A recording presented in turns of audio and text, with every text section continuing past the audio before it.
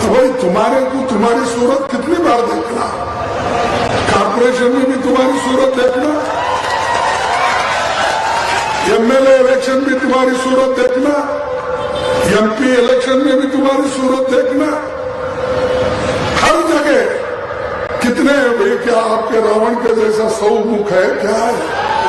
मोदी साहब तो झूठे वायदे करने में झूठों के बादशाह है। अगर 22 साल में आप गुजरात को ठीक नहीं कर सकते, यहाँ के युवाओं को नौकरी नहीं दे सकते, यहाँ के इन्फ्लेशन को कम नहीं कर सकते, गरीब लोगों को मिलने वाले चीजों का कीमत घटा नहीं सकते, पेट्रोल के दाम नहीं घटा सकते, डीजल के दाम नहीं घटा सकते, सिलेंडर के दाम घटा नहीं सकते, तो फिर काहे को आप वहां पर बैठे, क्यों बैठे भाई? सिर्फ तालियां बजाने को भाई और भाई।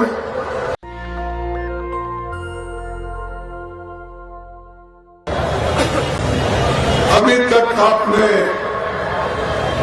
सभी की तकरीरें सुनी है और ये जो गुजरात का चुनाव हो रहा है इसके तरफ सभी का ध्यान है।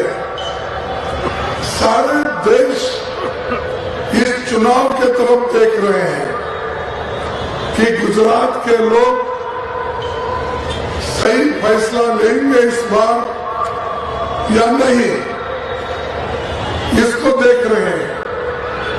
और इस बार लोग भी एक तय किए हैं कि किसी हालत में कांग्रेस पार्टी को हम जिता के रहेंगे, ये सब लोगों का इरादा गुजरात में बन गया है। ये क्यों आप पूछेंगे? इसीलिए अगर गुजरात बीजेपी के लिए बहुत अच्छा होता और उनके लिए यहां जीतने का एक उनमें विश्वास होता, तो आज मोदी साहब दिल्ली में जो केंद्र सरकार का काम करना चाहिए वहां बैठ के वो छोड़कर गुजरात के गलियों में नहीं फिरते थे। गुजरात के हर असेंबली सेगमेंट में जा रहे हैं, गुजरात के हर वार्ड में जा रहे हैं, शाह जा रहे, मोदी जी जा रहे, उनके साथ 4-5 चीफ मिनिस्टर लोग जा रहे और 40 से ज्यादा केंद्र मंत्री यहाँ है और सारे आजू बाजू के जहां पर भी बीजेपी की सरकार है सबको उन्होंने बुला लिया। ये क्यों? क्योंकि उनके पास उनको ये मालूम हुआ लोग उनके खिलाफ हो रहे हैं, लोग उनके साथ नहीं है, ये उनको दिख रहा है। और जब आदमी घबराता है उस घबराहट में कुछ भी कह देता है और कुछ भी करता है, वही यहां पर हो रहा है। अगर उनको विश्वास होता तो ये काम नहीं करते थे, वो छोड़ देते थे। ये तो गुजरात का इलेक्शन है, यहाँ के लोग उनके पार्टी के लोग भी काम करते हैं, हमारे पार्टी के लोग भी काम करते हैं, तो लेवल प्लेइंग ग्राउंड में है, हम लड़ते हैं। हमारे पास देहातों में बहुत दफा ऐसा होता है कि कुश्तियां खेलने जाते हैं, प्राइज रखते हैं, छोटा प्राइज रखते हैं, फिर बड़ा प्राइज रखते हैं, फिर सोने की खड़ा क्या बोलते हैं वो रखते हैं, लेकिन उसके हैसियत से वो लड़ाई होती है। अगर जो छोटे कुश्ती खेलना चाहता है वो अलग लड़ता है, अगर जो मध्यम स्थिति में वो अलग लड़ता है और जो सोने की खड़े की कुश्ती करता है वो अलग रहता है। लेकिन यहां मैं देख रहा हूं हर इसमें मोदी जी वही कुश्ती खेल रहे। म्युनिसिपालिटी के इलेक्शन आते हैं, कॉर्पोरेशन के चुनाव आते हैं, मोदी को वोट दो। अरे भाई यहां तो हमारा कैंडिडेट शैलेश है, शैलेश के खिलाफ आपका कौन सा कैंडिडेट है उसका प्रचार करो, उसके नाम से वोट मांगो, वो सब छोड़ दीजिए, मोदी को वोट दो। क्या मोदी आके यहाँ के म्युनिसिपालिटी के काम करने वाले हैं? क्या मोदी आके आपके मुसीबत में मदद करने वाले हैं? अरे आप तो प्रधानमंत्री हो, आपको काम दिया गया है, वो काम करो। वो छोड़ के municipal corporation election, MLA election, खैर एमपी इलेक्शन, उनको प्राइम मिनिस्टर बनना है तो फिरते रहते हैं, लेकिन हर वक्त अपनी ही बात करते हैं। आप किसी को मत देखो, मोदी को देखकर वोट दो। भाई तुम्हारे को तुम्हारी सूरत कितनी बार देखना, कॉर्पोरेशन में भी तुम्हारी सूरत देखना, एमएलए इलेक्शन भी तुम्हारी सूरत देखना, एमपी इलेक्शन में भी तुम्हारी सूरत देखना। हर जगह कितने भाई, क्या आपके रावण के जैसा 100 मुख है क्या है? समझ में नहीं आता। और अब काम पे वोट मांगो, हमको खुशी है कांग्रेस ने क्या नहीं किया, क्या किया, गिनते जाओ हमारे उपलब्धियां, हमने क्या किया। जो भी इससे पहले 27 साल पहले आजादी के बाद हमने क्या किया वो भी गिनते ना। आप आने के बाद क्या लोगों को दिया, कितना अमन इस देश में रखा, कैसा आज समाज को डिवाइड करने में आप लगे हुए हो, वो भी देखो। तो काम तो वो कुछ बोलते नहीं, सिर्फ बीजेपी में जुमले हैं, और ये जुमले ऐसा बोलते हैं, एक झूठ के ऊपर झूठ। मैं तो कल क्या परसों किसी तकरीर में यही बोला, तो मोदी साहब तो झूठे वायदे करने में झूठों के बादशाह है, क्योंकि वो बोलते ही जाते हैं। नौकरी ऐसा ही बोले 2 करोड़ नौकरियां दे दो, या अगर गुजरात में मिला है सालाना 2 करोड़ बोले तो मुझे मालूम नहीं, या मिला किसी को। और उस वक्त बोले काला धन मैं बाहर से लाऊंगा, 15 लाख एक को दूंगा। आपको मिला? अरे कम से कम गुजरात वालों को तो मिला होगा, कर्नाटक वालों को नहीं मिला, राजस्थान वालों को नहीं मिला होगा, क्योंकि वो हमेशा गुजरात मॉडल की बात करते हैं बाहर। तो आपको तो देना चाहिए था ना, दिया नहीं। तो कितने जुमले ऐसे ही हैं। और उसके अलावा ये देखो, उद्घाटन करने की उनका बड़ा आदत है। कोई भी चीज कांग्रेस की तैयार की हुई, उसको फिर चुन्ना लगा के, कलर लगा के उसका उद्घाटन करते हैं, और ये कहते हैं ये मेरा है। हर चीज को बोलते रहेंगे। इनका जन्म जब हुआ उससे पहले भी अगर कोई प्रोजेक्ट अहमदाबाद में हो, गुजरात में हो, अगर बना है तो उसको भी चुन्ना और कलर लगा के बोलेंगे ये मेरा है। तो ये चीजें कितने दिन झूठ बोलेंगे, कितने वक्त बोलेंगे। कितने बार बोलेंगे ये हमको बताओ। और हाल ही की घटना अब छोटी सी, इसमें प्रतापगढ़ी ने बता के चले गए। मोरबी पुल जो 123 लोगों की जान ली। कितने? 133 और 137 कभी उधर झांक के भी नहीं देखे, लेकिन जब उसको ठीक कर देते हैं तो वो जाकर उद्घाटन कर देते हैं। ये भी उन्होंने उद्घाटन किया था शायद, उसके 5 दिन के बाद ही वो गिर गया।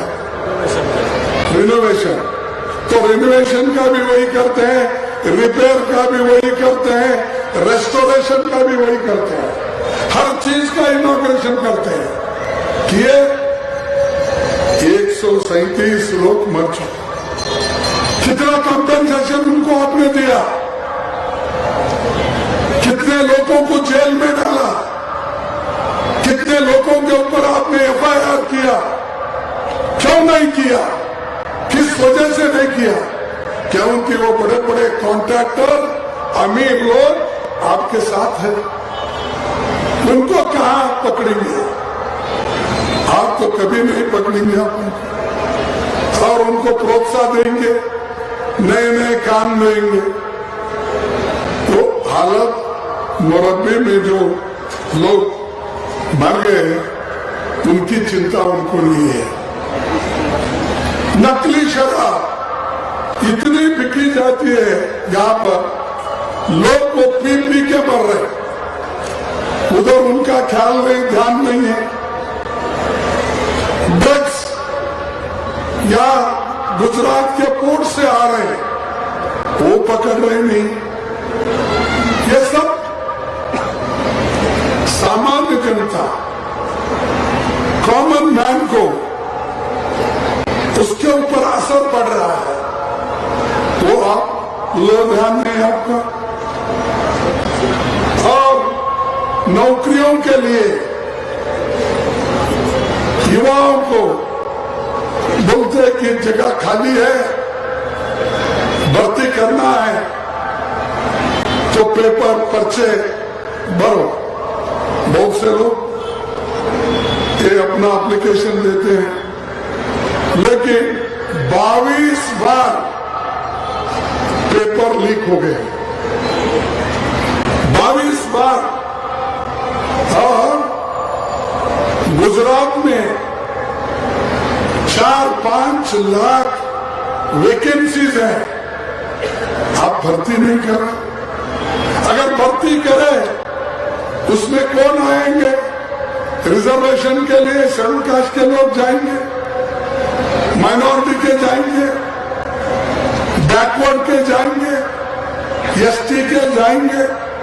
उन सब लोगों को नौकरी नहीं देना, इसी के वजह से आज जो 5 लाख वैकेंसी गुजरात में है वो भर्ती नहीं कर रहे। पूरे देश में 30 लाख वैकेंसीज हैं। कितने? 30 लाख। वो रेलवेज में हो, पोस्ट में हो, टीचर का हो, आर्मी में हो, सिविल आर्मी में हो, ये सब का अगर आप मुआवजा लिए तो कम से कम 30 लाख वैकेंसीज है। और आप तो 1-8 दिन पहले, 1 महीना पहले एक बार देखा पेपर शू गुजरात में दिए, कहाँ दिए मुझे मालूम नहीं, वो मैं टीवी में देखा। 75,000 नौकरियां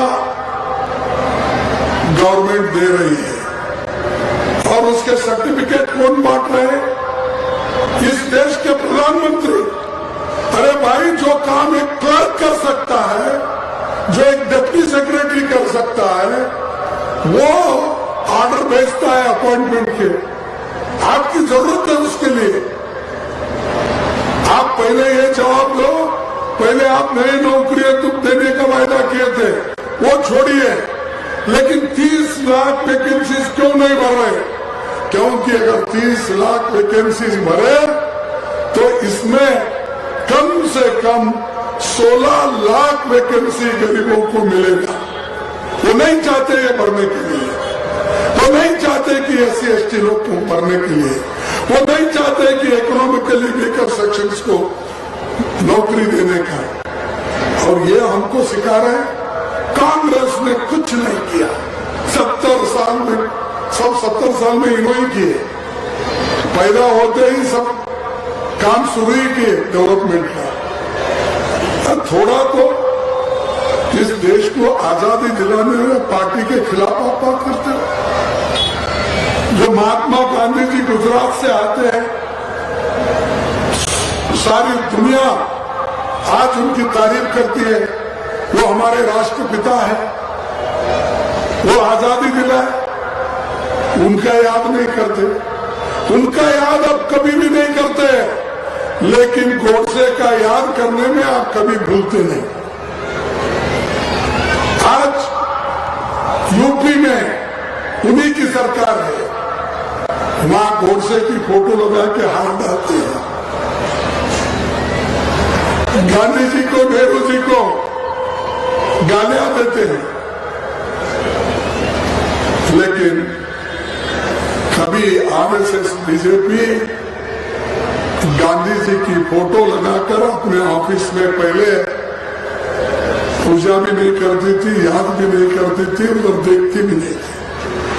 बाबा साहब अम्बेडकर को जो संविधान उन्होंने बनाया, जवाहरलाल नेहरू, वल्लभ भाई पटेल, गांधी जी के आशीर्वाद से जो संविधान बाबा साहब ने बनाया,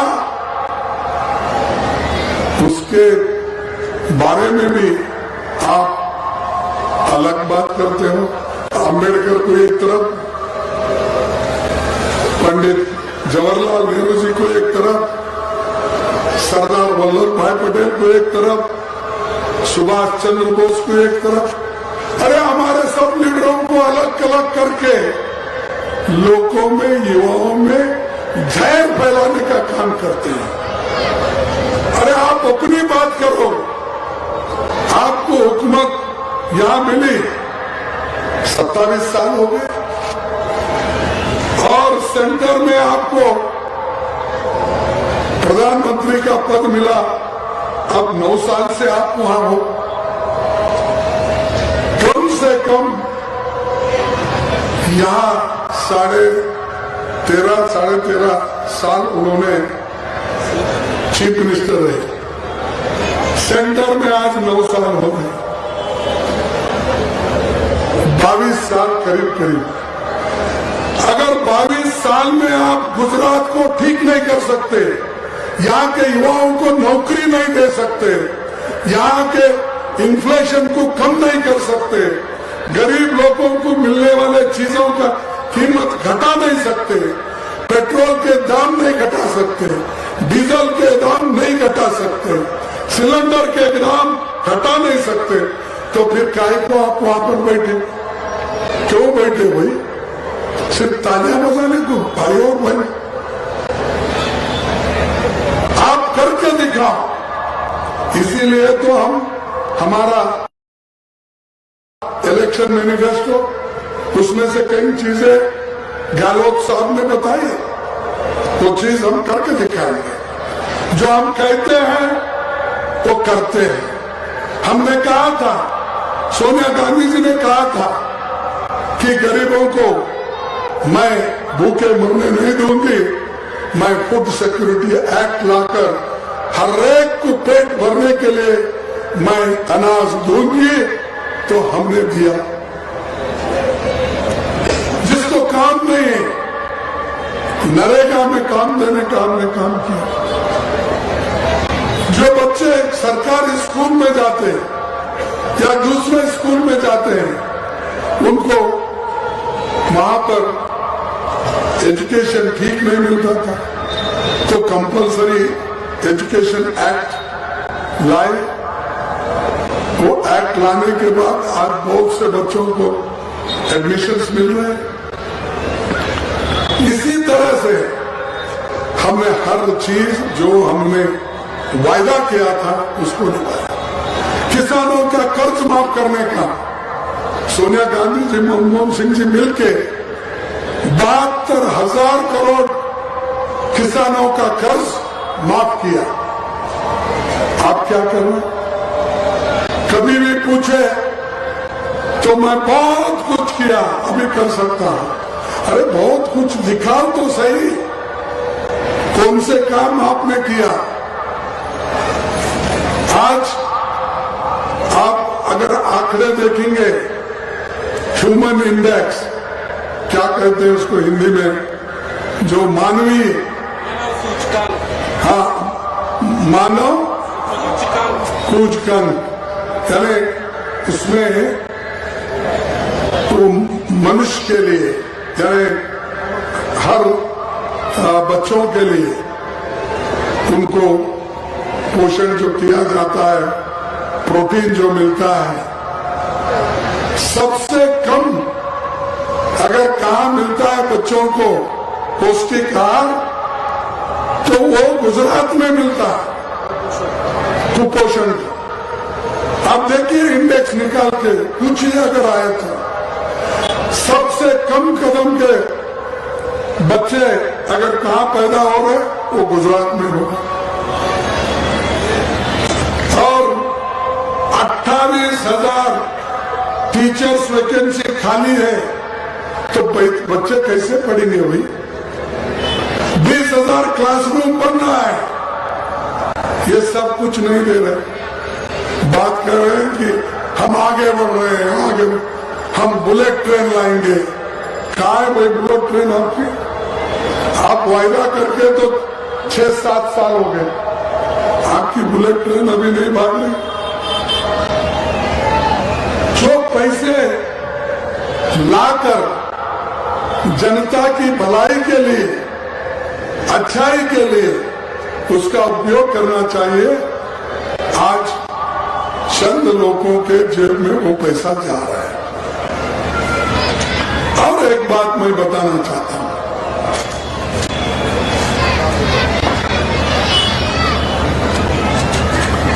और एक चीज मैं बताना चाहता हूं। जब पंडित जवाहरलाल नेहरू जी ने बड़े बड़े कारखाने बनाए थे इस देश में, पब्लिक सेक्टर्स, एयरपोर्ट्स